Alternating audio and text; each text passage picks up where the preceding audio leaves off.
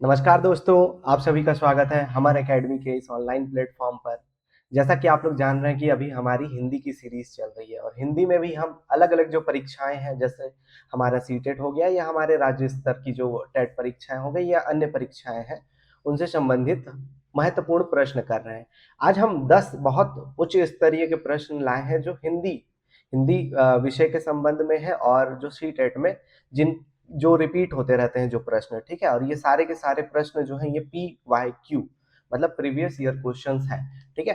तो चलिए बिना टाइम गँवाए हम इन सारे 10 प्रश्नों को समझते हैं, ठीक है? तो देखिए पहला जो प्रश्न हमारा क्या करता है कि वाइगोत्स्की जैसे बहुत सारे मनोवैज्ञानिक हैं, ठीक ना? उनमें से एक मनोवैज्ञानिक जो हैं जिन्होंने बाल शिक्षा शास्त्र में कई अपना बहुत बड़ा योगदान दिया है, वो क्या कहते हैं कि मनोवैज्ञानिक के अनुसार भाषा सीखने में किसका सर्वाधिक महत्व है कि भाषा सीखने में सबसे ज़्यादा इम्पोर्टेंट क्या है, ठीक ना? तो संचार माध्यम मतलब कि कम्युनिकेशन का जो तरीका है, वो ज़्यादा इफ़ेक्टिव होता है, ज़्यादा महत्वपूर्ण होता है। पाठ्य पुस्तक जो क्लास में बच्चे पाठ्य पुस्तक लेके आते हैं, वो ज़्यादा महत्वपूर्ण होता है या समाज में अंतःक्रिया? अब बच्चे समाज में अंतःक्रिया कैसे करेंगे? अपने चारों ओर के बालकों से, बालिकाओं से बातचीत करके, ठीक ना? कि अपने इसीलिए बोलते हैं कि अलग-अलग तरीके से उनको क्या कराना चाहिए, ऐसी एक्टिविटी करानी चाहिए, ऐसी क्रियाएँ करानी चाहिए बच्चों को कि वो एक-दूसरे से क्या हों, ज़्यादा बातचीत कर सकें, वाद-विवाद कर सकें, ठीक है? इस तरीके की क्रियाएँ। तो समाज में अंतःक्रिया या विद्यालय, तो जैसा कि वाइगोत्स्की है भी, किससे संबंधित है? वाइगोत्स्की हमें एक समाजवादी हैं, ठीक है? तो ये हमेशा समाज को तथा सामाजिक अंतःक्रिया को बहुत महत्वपूर्ण मानते हैं, ठीक ना? तो इसका जो सही उत्तर होगा वो क्या होगा? सी होगा हमारा, ठीक है?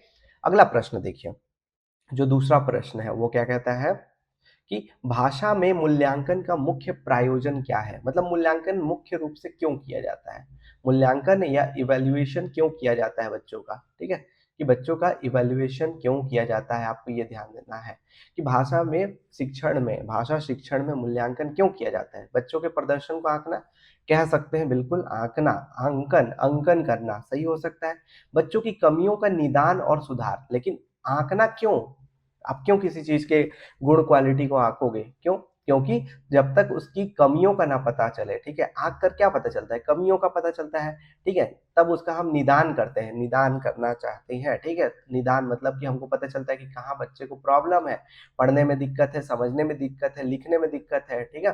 फिर उसका सुधार किया जाता है, ठीक? तो इस तरीके से इसका जो सही उत्तर होना चाहिए वो बी होना चाहिए, ठीक है? कि इससे क्या होता है बच्चों का आकलन क्यों किया जाता है कि उसका निदान किया जा सके और सुधार किया जा सके। रहने को तो ए वाला भी है, ग्रेड देना भी है, परीक्षा पास करना भी है, लेकिन सबसे सकारात्मक और सबसे अच्छा विकल्प जो है वो हमारा बी है। ओके? आइए तीसरे प्रश्न पे आते हैं, ठीक है? तीसरा प्रश्न हमारे कौशल से संबंधित है। जैसे भाषा के 4 कौशल हैं, है ना? पढ़ना, लिखना, बोलना और सुनना, ठीक? पढ़ना, लिखना, बोलना, सुनना, ठीक? तो इसमें से पठन कौशल की दृष्टि से कौन-सा सही है? कई बार इसमें नकारात्मक हो जाता है कि कौन-सा सही नहीं है, इस चीज़ को भी ध्यान दिया कीजिएगा, ठीक है? कि इसमें से पठन कौशल की दृष्टि से कौन-सा कथन सही है, ठीक है? पठन अर्थ निर्माण की प्रक्रिया है, हम पढ़ते क्यों हैं? उसको समझने के लिए, अर्थ निर्माण करने के लिए, अर्थ निर्माण करना मतलब अगर एक कहानी दी हुई है तो उस कहानी को समझना मेन उद्देश्य है। यह मेन उद्देश्य नहीं है कि उसे पढ़ लिए बस और टाइम पास कर लिए, ये मेन उद्देश्य नहीं है, ठीक है? पठन केवल लिपि पहचान है, केवल जैसा शब्द अगर आपको कहीं दिखाई देता है, केवल या सभी, ठीक है? इस तरीके के जो शब्द अगर आपको दिखाई दे तो वहाँ एकदम सतर्क हो जाइए कि भाई साहब वो गलत होगा, ठीक है? पठन तेज गति से करना है, अरे! ये क्या तेज गति धीरे गति से, इनमें से कोई नहीं है तो होगा नहीं। तो इसका जो सही उत्तर होगा वो क्या होगा? पठन अर्थ निर्माण की एक प्रक्रिया है, ठीक है? तीसरा होगा। आइए चौथा हमारा प्रश्न देखते हैं कि बहुभाषिक कक्षा आज भी मल्टीलैंग्वेलिज्म को बहुत ज़्यादा प्रमोट किया जा रहा है कि हम अनेक प्रकार की भाषाएँ हैं, उसको बाधा ना समझें किसी भी प्रकार का। क्या करें उसको? अपने प्रगति में या बालकों या बच्चों के प्रगति में एक उसको सुगमकर्ता के रूप में उसका प्रयोग करें, ये बोलना चाह रहा है। तो क्या लिखा है? बहुभाषिक कक्षा में बहुभाषिकता एक साधन है, एक रिसोर्स है, ठीक है? एक क्या है? रिसोर्स है। इसका अर्थ क्या है? ठीक है? कि बहुत सी भाषाएँ पढ़ाना, पढ़ाना केवल नहीं भाई, पढ़ाना थोड़ी होगा। बच्चों की भाषाई विविधता को शिक्षण में उपयोग करना। हो सकता है कि अलग-अलग जगहों के बच्चे हों हमारे पास, किसी को कन्नड़ आती है, किसी को तमिल आता है, किसी को हिंदी आता है, किसी को इंग्लिश आता है। तो हम उनको इस तरीके की एक्टिविटी में इंक्लूड करें या कंक्लूड करें कि क्या हो सके, एक बच्चा दूसरे बच्चे की भाषा को एक सम्मान दे सके और सीख सके। तो इसका सबसे सटीक उत्तर ये होता है। और एक और, जब अपन लोग एग्ज़ाम देते हैं तो क्या, कि जब कुछ पल्ले नहीं पड़ रहा है ना, तो देखिए जो सबसे बड़ा ऑप्शन होगा, जो सबसे ज़्यादा लिखा होगा जिस ऑप्शन में, उसको टिक मार दीजिएगा। मतलब 90% चांस में, 99% तक के चांस में वो सही होता है, ठीक है? इसका सिंपल सा लॉजिक ये होता है कि अगर एग्ज़ामिनर वो क्वेश्चन बना रहा है, तो उतना बड़ा ऑप्शन क्यों डालेगा उसमें? इसीलिए शायद डालना चाहे, ताकि कि उसमें क्या किया जा सके, उतना लिखेगा क्यों भाई? अपना एफर्ट वो क्यों लगाएगा? सही उत्तर होगा तभी तो लगाएगा, ठीक है? आइए अब नेक्स्ट, सस्वर वाचन, ठीक है? वाचन के कई तरीके होते हैं, मुख वाचन, ठीक ना? मतलब बोलना, ठीक ना? मंद गति से बोलना, सस्वर वाचन, जैसे छोटे बच्चों को बोला पढ़ाया जाता है ना एक साथ चिल्ला-चिल्ला कर, आ से अनार, इस तरीके से एकदम दम दम दम दम दम दम दम दमा के पढ़ाया जाता है, ठीक है? तो सस्वर वाचन का मुख्य उद्देश्य क्या है, ये बताना है, ठीक है? सस्वर वाचन क्यों कराया जाता है? बच्चों में पठन के प्रति झिझक मिटाना, हो सकता है। तेज गति से पढ़ना, नहीं, तेज गति से क्या पढ़ना? उच्चारण की शुद्धता, हो सकता है। मौन पठन सीखना, मौन पठन क्यों भाई, सस्वर कर रहे हैं तो मौन पठन थोड़ी होगा।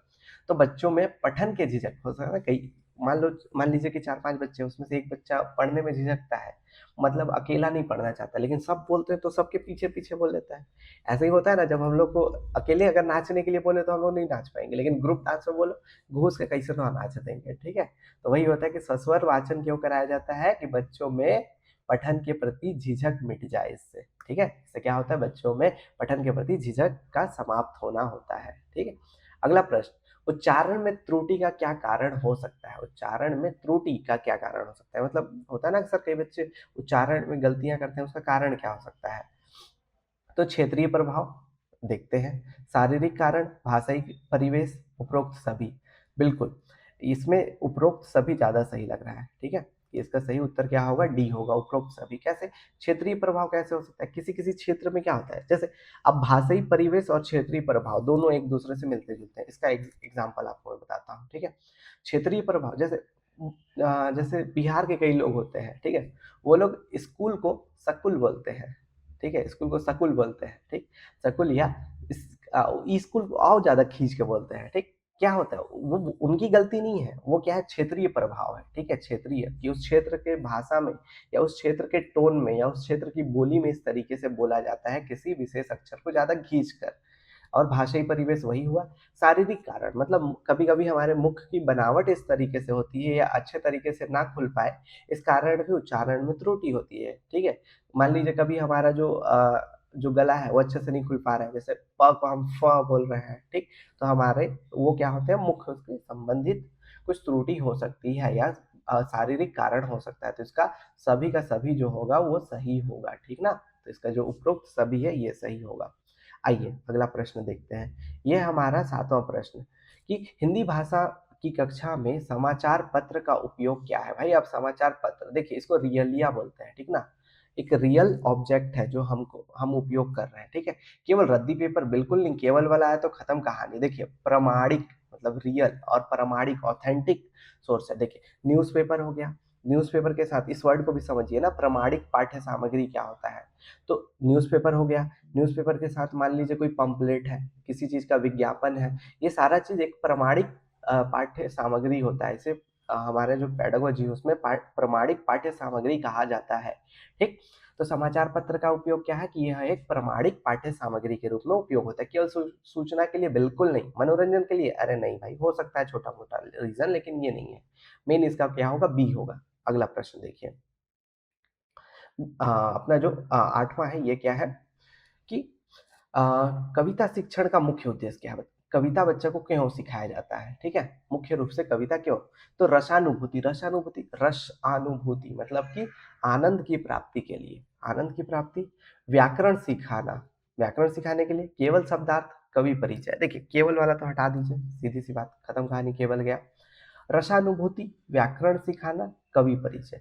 कवि परिचय के लिए आपको कविता शिक्षण की ज़रूरत नहीं है, उसमें अलग से एक कॉलम दिया रहता है जिसमें कवि के बारे में बताया रहता है, वो होगा, ठीक है? तो सी और डी तो होगा नहीं, बचा क्या? रसानुभूति और व्याकरण सीखना, रसानुभूति और व्याकरण सीखना। अच्छा, एक चीज़ करते हैं, ठीक? हम लोग ये करते हैं कि इसका उत्तर आप लोग कमेंट बॉक्स में बताइएगा। देखते हैं कि किसकी तुलना मतलब इन दोनों में से किसे ज़्यादा आप लोग प्रधानता देते हैं? रसानुभूति मतलब आनंद के लिए पढ़ते हैं या व्याकरण सीखने के लिए पढ़ते हैं? ठीक है? अगर आप लोग नहीं बताएँगे तो मैं पिन कर दूँगा इसका आंसर कमेंट में। आगे, अगला। बहुत अच्छा, ये व्याकरण से संबंधित प्रश्न है देखिए। 9वां प्रश्न व्याकरण से संबंधित है कि अन्वेषण में कौन-सा उपसर्ग है? ठीक है? अन्वेषण में कौन-सा उपसर्ग है?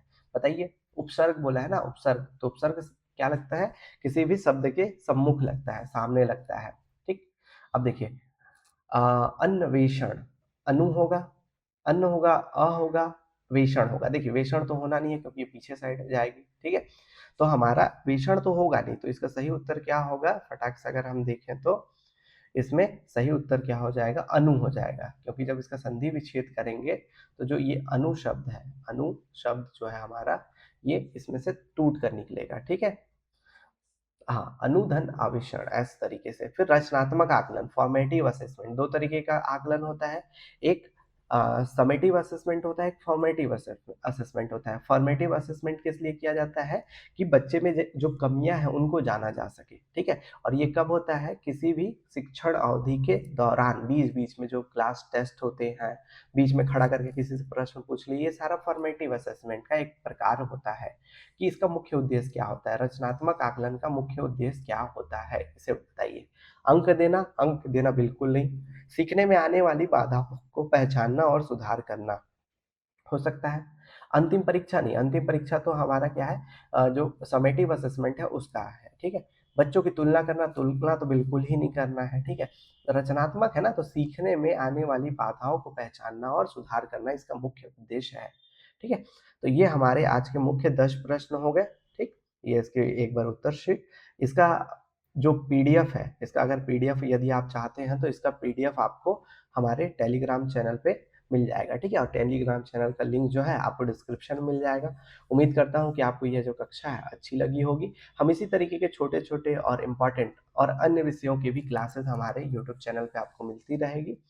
उम्मीद करता हूँ कि आप लोग को ये कक्षा अच्छी लगी होगी, और ये मुझे कैसे पता चलेगा आपको अच्छा लगा है कि नहीं लगा है? तो आपकी प्रतिक्रिया से, ठीक है? आप अपनी प्रतिक्रिया कमेंट बॉक्स में ज़ाहिर कर सकते हैं या लाइक के द्वारा बता सकते हैं, ठीक है? चलिए मिलते हैं अगली कक्षा में, ठीक? और आज के लिए धन्यवाद, नमस्कार।